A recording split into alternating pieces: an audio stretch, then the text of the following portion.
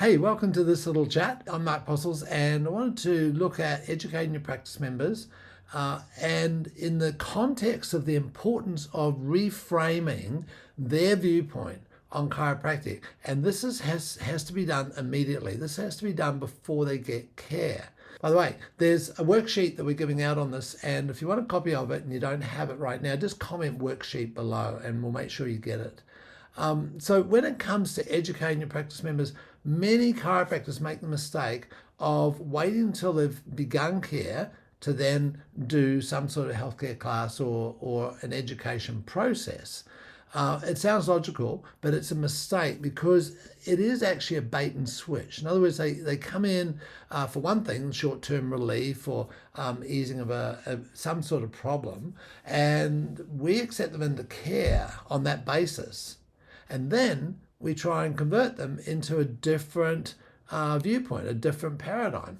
And, it could be asymptomatic care, it could be, lifetime well-being care. Whatever that bigger thing is, once we've taken them on that small viewpoint, then it's really tricky to make a person or give a person the opportunity to take on a bigger viewpoint. So it leads to a consequence where the new person that feels like they've been strung along, that things are, you're just trying to squeeze a few more visits out of them, sort of thing. So instead of having your education process after they've begun care, consider getting it underway before care begins, and therefore setting a scene for a bigger picture right from the beginning. So it sort of sets up a framework for people that they can grow into, but they can see where their little thing fits into that. So it becomes a plausible approach, and it makes sense. And so I wanted to dive into this just a little bit more because when that happens, people come to your report of findings. They've already done the pre-care, the pre-frame. They come to the report of findings already equipped with this context, and so they know there's more to health than not being sick, and they know that regeneration takes time. And so they're starting to, and they can see why. They can see that this is only natural, that it's been there for a period of time. Therefore, one would expect for it to take a period of time to clear. So if you don't have a pre-care appointment of some form in your practice, you'll probably be struggling with what we've identified as the four big problems that most chiropractors have angst about. And that is that, firstly, patients present with their complaint, and that remains the reason why they are there, regardless of what you say. If it's for their headaches or their migraines or their back or their stomach or whatever it is, you become the person, if you're able to produce a resolution of that, you become the person that is the go-to for that particular thing. And what happens is that patients leave before you can give them your best work. And I use this word patients very in a considered way because a person is still operating here in an allopathic model, and they're not giving you the chance to make a big change within their life because they're limited in their viewpoint. So, really, really important, and that's sort of around the definition of a patient. They resist care beyond symptoms. So, in other words, they don't see the relevance for continuing beyond their symptomatic expression, and of course, they'll only refer friends in who have the same problems that they have. You're the go-to person for this or that or the other thing. So, instead of people presenting with their complaints for the reason that they think is the chiropractic thing, and regardless of what you say, they won't change it. So then if you put a new frame around why they come and see you, it changes the dynamics of this. So they can start to see, well, okay, fine, this fits into this and this flows into that. So, I want to have a look at that. We'll unpack this one just a second. So instead of people leaving before you can give it your best work, and they will stay, and you'll get much better results in many areas of their life, because you do need repetition over time to bring about change with a person with their neurology and their articular systems, have to have that opportunity to regenerate. They have to have the opportunity to have a new way shown to them over time, and that's why we do care schedules. And so, and instead of the person resisting care beyond symptoms, they gain more awareness of themselves and their environment, and make smaller distinctions about their life and their journey. So they start to notice the little things, because when people have been really locked up over a period of time, everything's the same. It's the same today as we were yesterday and the day before, and they tend not to notice the small stuff, the small things that make such a big difference. The fact that they have a certain food and that then has a certain effect, or a certain amount of sleep and that has a certain effect. When they start making these finer distinctions, then they become more in touch with their world. And as they become more in touch with their world, they'll make more finer distinctions. And part of that is their neurological systems waking up. So this is a great gift that we have for people if they have enough time to experience that. So, and also, instead of referring their friends for the same problem that they had when they first came in, they've now got a bigger context, so that they can see the health-giving effects of chiropractic in so many different areas of one's life. So their referrals are going to be much higher quality. So let's just see that on this one. So I'm going to make there's two options here. One is that you create a pre-care appointment right from scratch, and you can do that. I know it takes time and it takes energy, and that's something that you can do, though. You could create a video for this. You could do classes. We did classes for years and years and years on this one, and then used video and refined it down to the point where we've found that there's about 7 different points that are really critical for a person to get when it comes to the context of the chiropractic offering. So I just want to go through those with you. This is in the handout.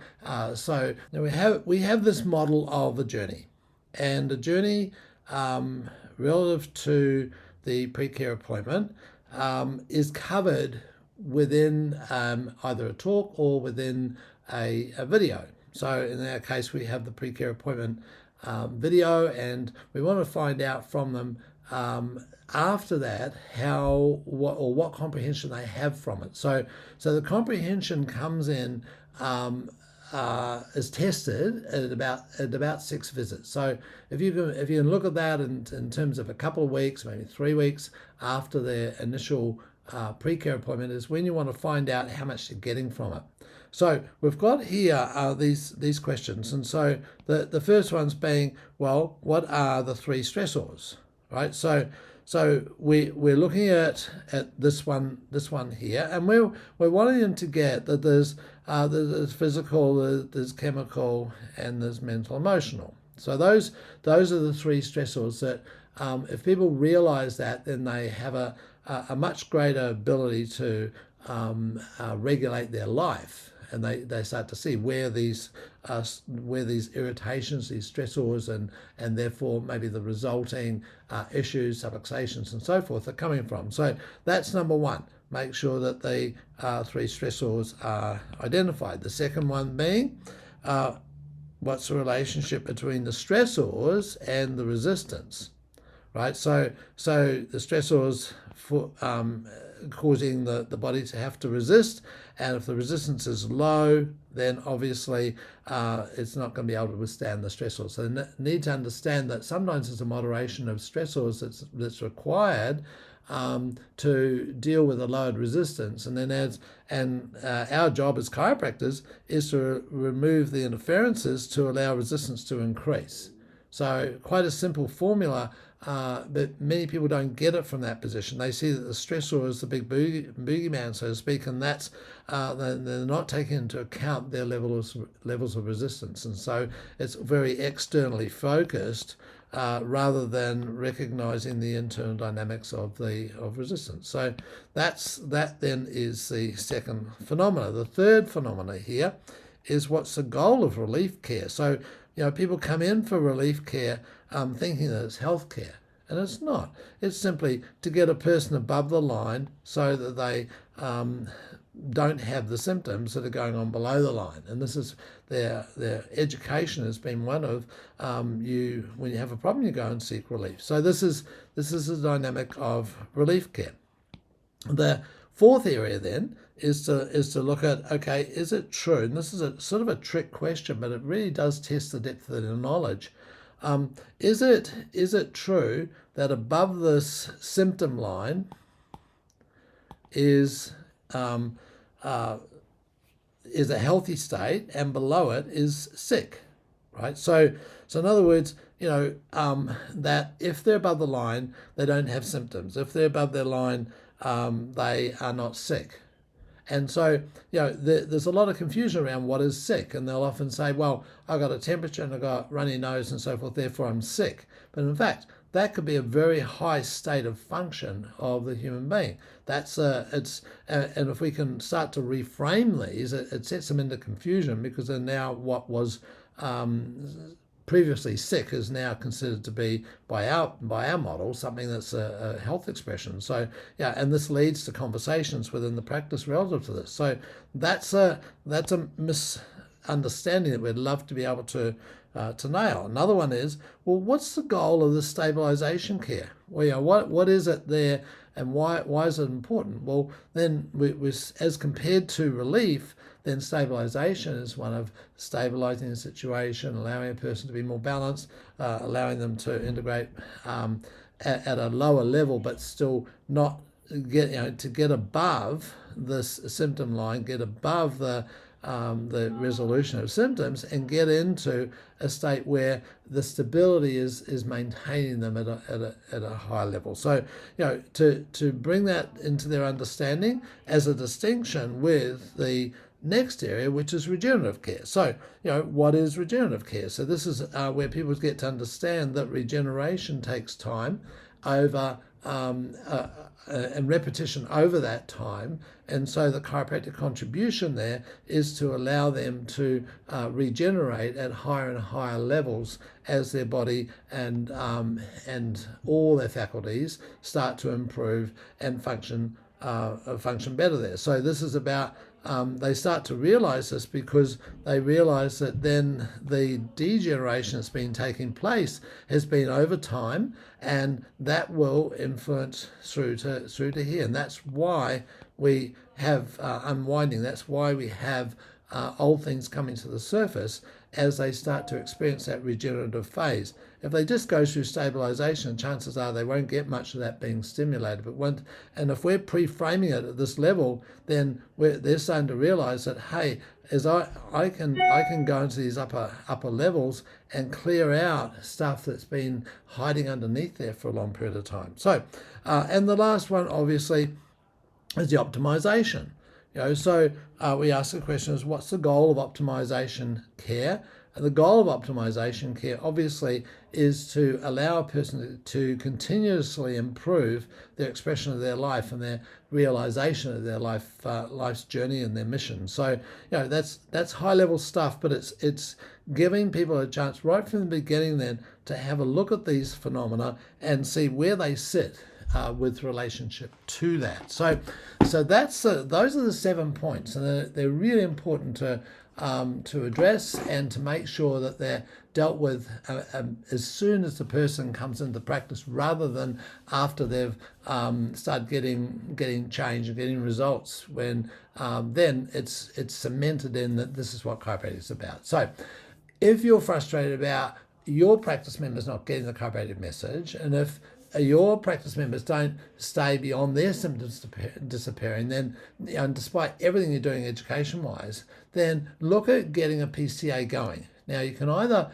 do it yourself, or you can have a done-for-you version, which is what we have for you if you wish, and it's customized to your practice. So, because what it does is it gives you an easy way to get your practice members on board and change their headspace and give them the options that will allow them to make better healthcare choices. So If you don't have the workshop, as I said before, and you want it, just let us know below. Just put workshop in the comments. And if you want to have a chat about this, I'm very happy to speak with you about it and let you know a little bit more about it. So, or you can follow the link on the page there, and that'll take you to an explanation in more detail, and give people an opportunity to have this pre-care appointment before they come in for recommendations for care and your reported findings. Cheers.